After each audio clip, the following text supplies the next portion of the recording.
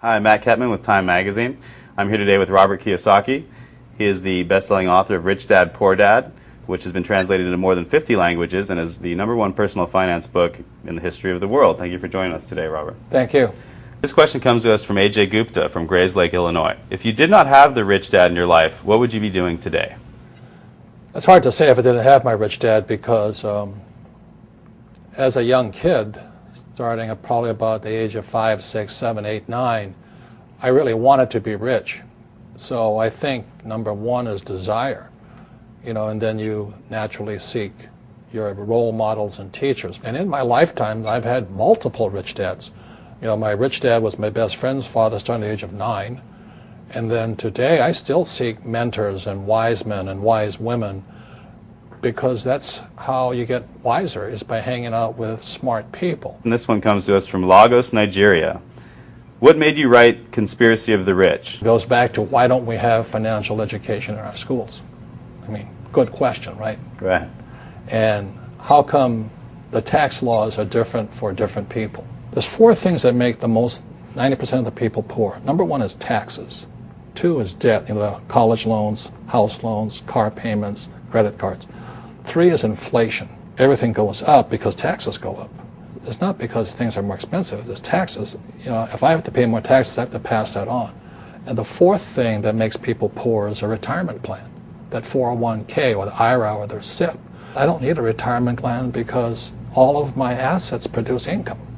So like I have 1,400 apartments. Every month I get a check. Why do I need a retirement plan?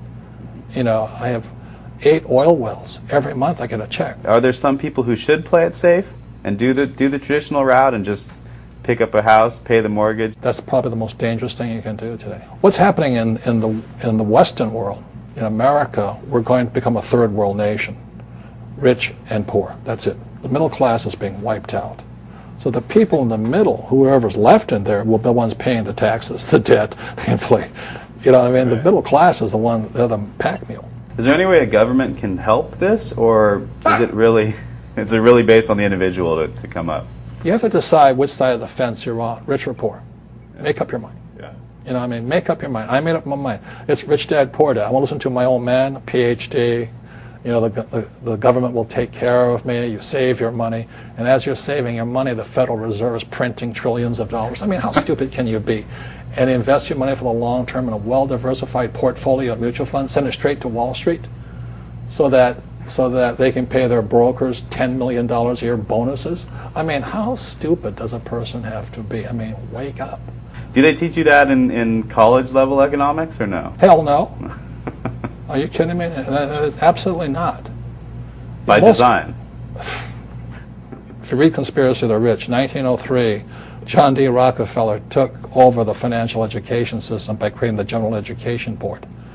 And since then, the rich have controlled what is taught at schools. This question comes to us from Tokyo. Jay Sienna asks, you always say that your poor dad forbade everyone to talk about money at the dinner table. Did you ever ask him why? And at your dinner table now, are people allowed to talk about money? That's all I talk about is about money. Tell me something money does not affect. Does money affect education? Absolutely. If you have money, you can go to the best schools. Look at George Bush. Right. This one comes from Laredo, Texas, from Steven San Ramon. When you and your wife were living out of your car, how did you remain so confident that you would be able to accumulate enough wealth to not only retire rich, but young as well?